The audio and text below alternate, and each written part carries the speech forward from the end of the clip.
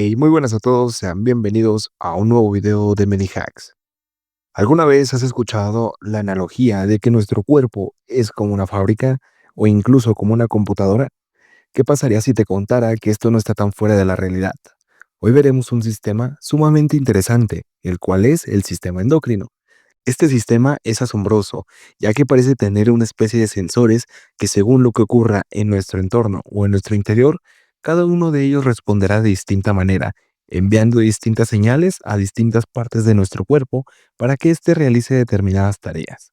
Sin más que añadir, veamos el tema del día de hoy, que es generalidades del sistema endocrino.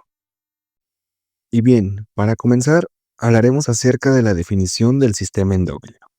Este sistema es un conjunto de glándulas y tejidos los cuales son capaces de sintetizar y secretar mensajeros químicos al torrente sanguíneo, llamados hormonas, las cuales tienen la finalidad de inhibir, estimular o regular la actividad de otros órganos o tejidos. Y bueno, ¿quién compone el sistema endocrino? El sistema endocrino está compuesto por distintas glándulas y órganos incluso que no pertenecen a este sistema, sin embargo, tienen la capacidad de secretar hormonas. La primera glándula que podemos encontrar en este sistema es el hipotálamo. Aquí iniciará la mayoría de los procesos del sistema endocrino, ya que esta glándula es capaz de liberar hormonas reguladoras con la función de estimular o inhibir distintas acciones en el organismo. La mayoría de estas hormonas son hormonas liberadoras. Entre ellas encontramos a la hormona liberadora de tirotropina, a la hormona liberadora de corticotropina, a la hormona liberadora de gonadotropinas, a la hormona liberadora de hormona del crecimiento. Además, podemos encontrar otro tipo de hormonas, como la somatostatina, la dopamina, la oxitocina y la vasopresina, que estas dos últimas son producidas aquí, pero son liberadas en la neurohipófisis. Después encontraremos a la hipófisis, o también llamada glándula pituitaria. Aquí vamos a tener una división, primero en adenohipófisis o hipófisis anterior.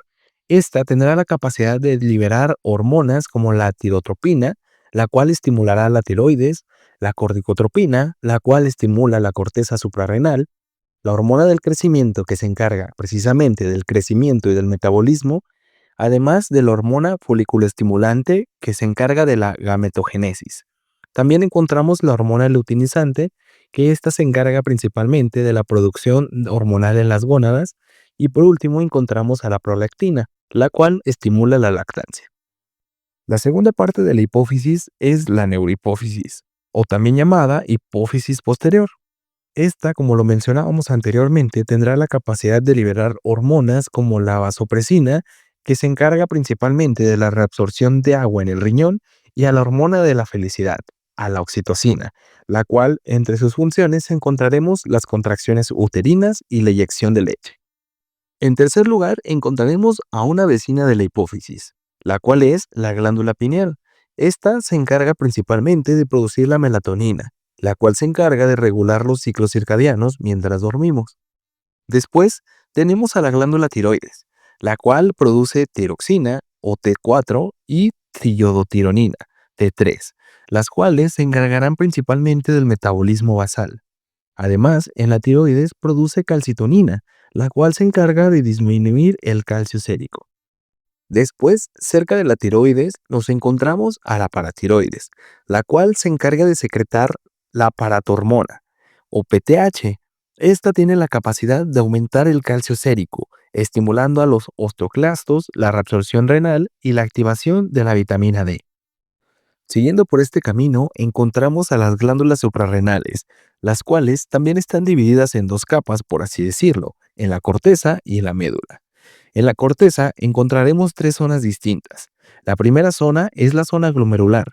Aquí se producirá la aldosterona, la cual tiene la capacidad de regular la cantidad de sodio y potasio, además también de regular la presión arterial en el eje de renina, angiotensina, aldosterona.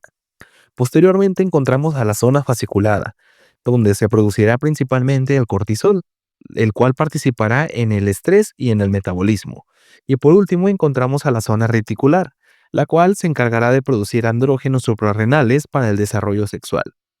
En cambio, en la médula encontraremos que se produce solamente adrenalina y noradrenalina.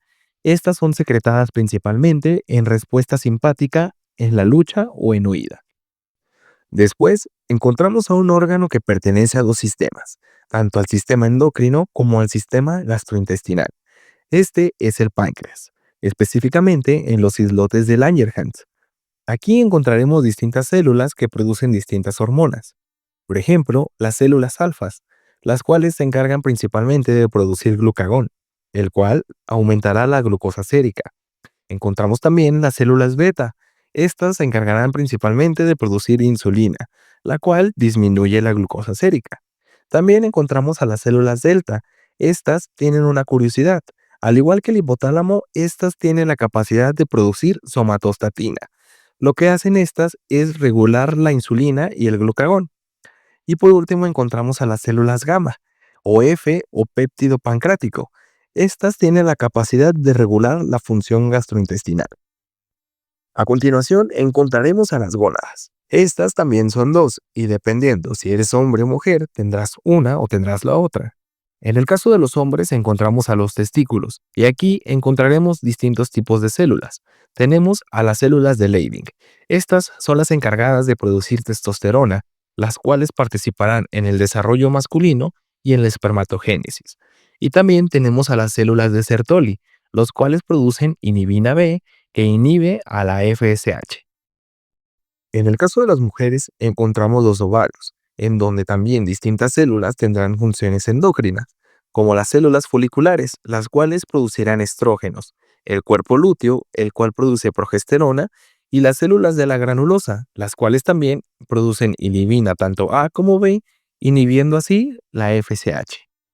Como lo mencionábamos al inicio, también existen órganos que son capaces de producir hormonas y tienen función en el sistema endocrino. Estos son el corazón, el cual produce el péptido natriurético auricular, el cual se encarga principalmente de reducir la presión arterial. Encontramos también al riñón, el cual produce dos hormonas distintas. La primera es la eritropoyetina, la cual se encarga de la estimulación de producción de eritrocitos, y también encontramos al calcitriol, la cual mantiene a la vitamina D activa. En el hígado encontramos al factor de crecimiento similar a la insulina tipo 1. En el tejido adiposo encontramos a la leptina, la cual se encarga de regular la saciedad. Y en la placenta, durante el embarazo, encontramos a la hormona coriónica humana y al lactógeno placentario humano. ¿Y qué función tienen todas estas hormonas en nuestro cuerpo? Gracias a estas hormonas, nuestro cuerpo puede realizar distintas actividades, principalmente coordinar procesos fisiológicos. Tanto el crecimiento y la maduración somática de nuestro cuerpo produce hormonas como la hormona liberadora del crecimiento y las tiroideas, que son capaces de estimular el desarrollo de nuestro cuerpo durante la infancia y la niñez, haciendo que crezcan los huesos, los músculos y distintos órganos. Además, se encarga del metabolismo energético, utilizando hormonas como la insulina, el glucagón o las hormonas tiroideas, las cuales son capaces de regular cómo el cuerpo usará y almacenará la energía proveniente de los alimentos. Dentro de estos procesos también se encuentran las hormonas como la vasopresina, que ayudan a controlar la cantidad de agua en el cuerpo, evitando la deshidratación o una sobrecarga de líquidos. También el sistema endocrino tiene la capacidad de mantener la homeostasis. Esto, como lo mencionábamos anteriormente, lo hace mediante hormonas que son capaces de regular distintos componentes en nuestro cuerpo, como la cantidad de glucosa que hay en él, tanto la insulina, que reduce la cantidad de glucosa, como el glucagón, que la aumenta.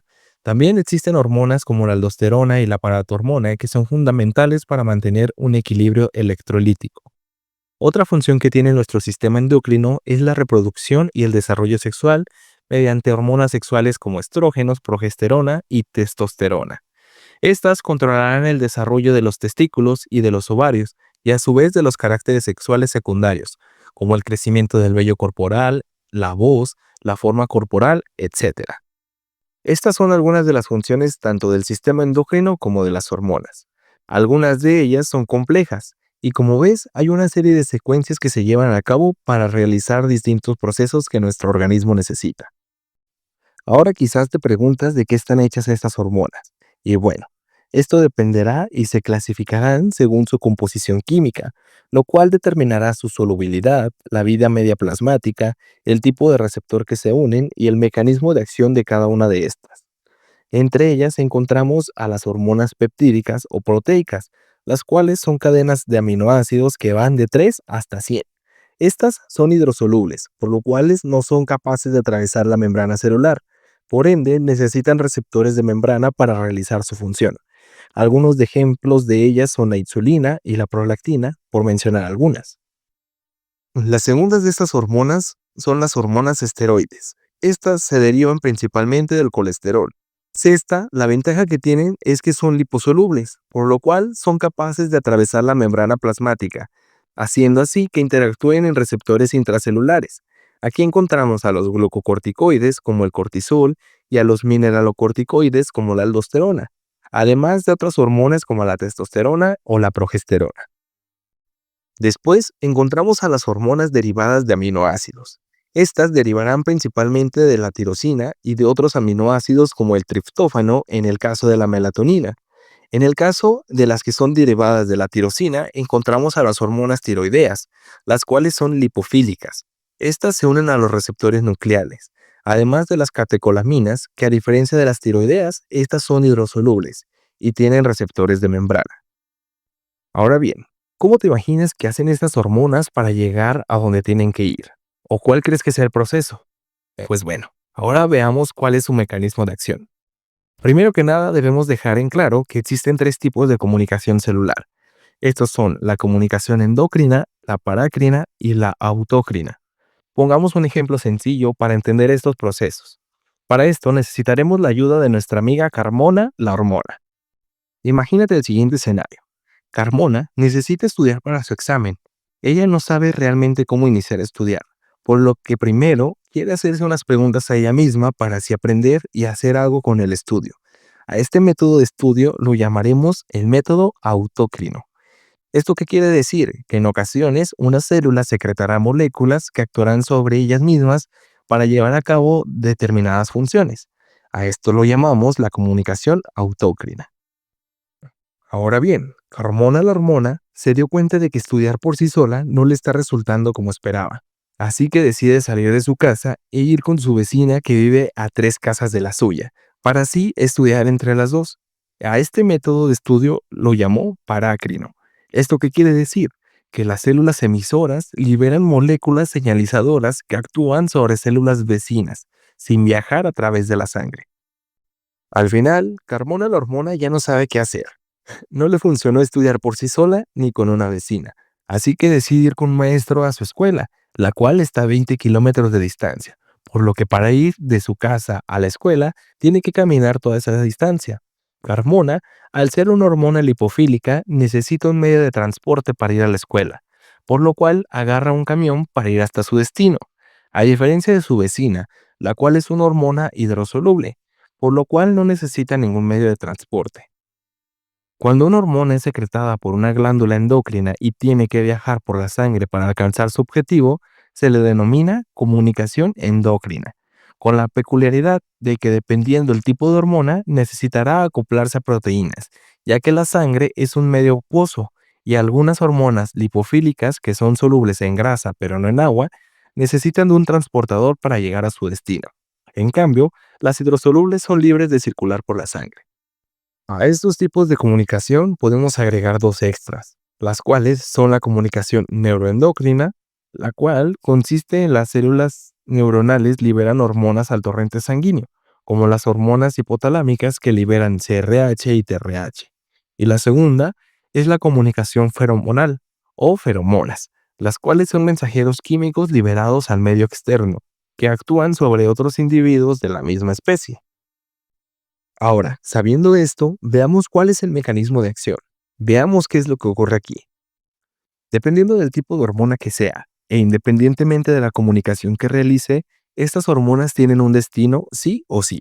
Y se preguntarán, sí, pero ¿a dónde llegan? Pues estas hormonas llegarán a distintos receptores específicos de las células diana. Para esto, imagina que cada hormona que sale de su glándula tiene una llave que específicamente abrirá una puerta.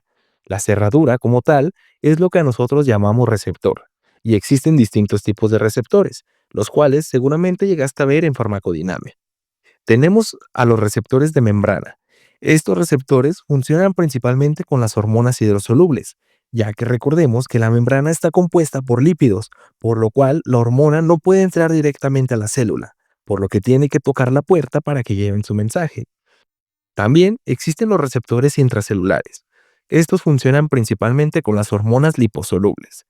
Estas, imaginen que tienen la puerta abierta, por así decirlo, y pueden pasar libremente por la membrana. Al pasar, ellas pueden llevar directamente el mensaje a los receptores en el citoplasma o en el núcleo de la célula.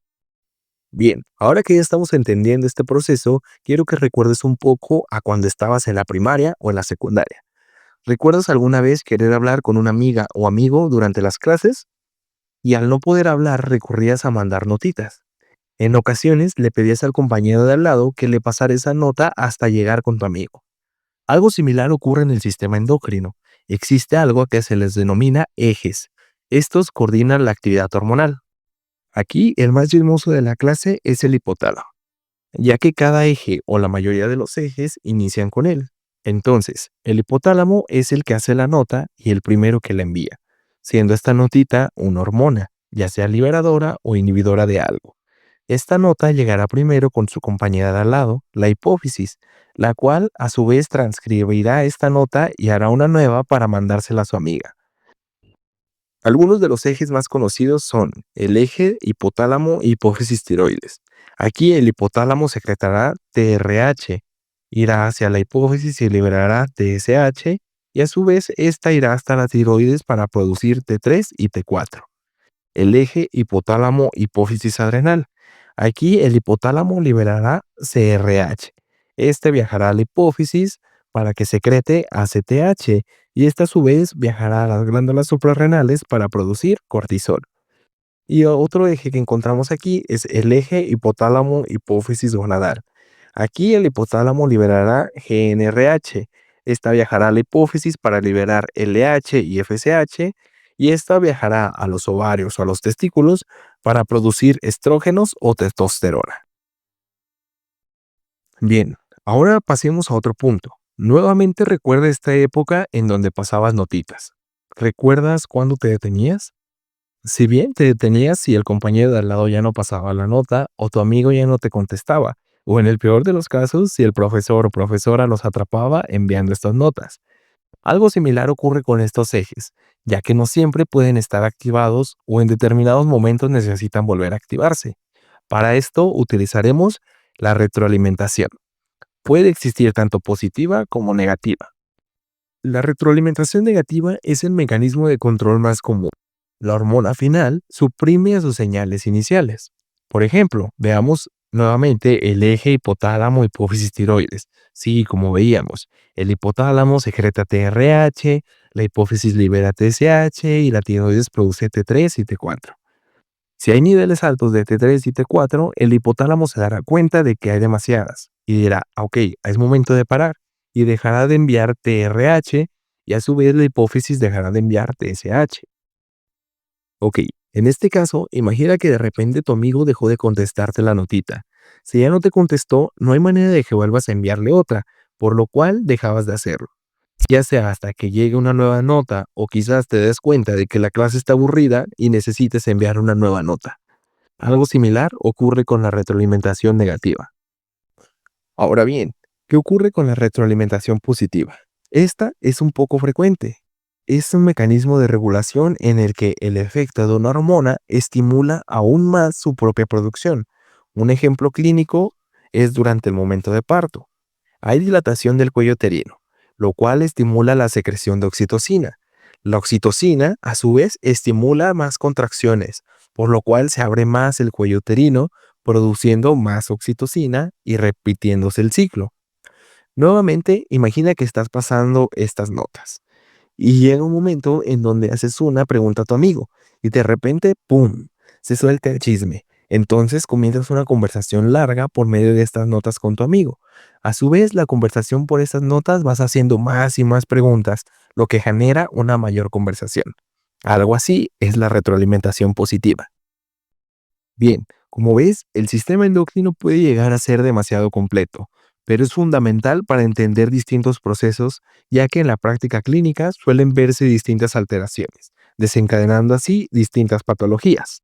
Bien hecho, has llegado al final del video. Espero que este video te sirva para comprender el tema. Recuerda contestar las preguntas que dejamos al final para así reforzar lo aprendido. Te invitamos a suscribirte y dejar un like si el video te ha ayudado. Asimismo, si tienes alguna duda, puedes dejarla en los comentarios. Con gusto te contestaremos. Recuerda que aprender no tiene por qué ser difícil. Nosotros somos Medihacks. Hasta la próxima.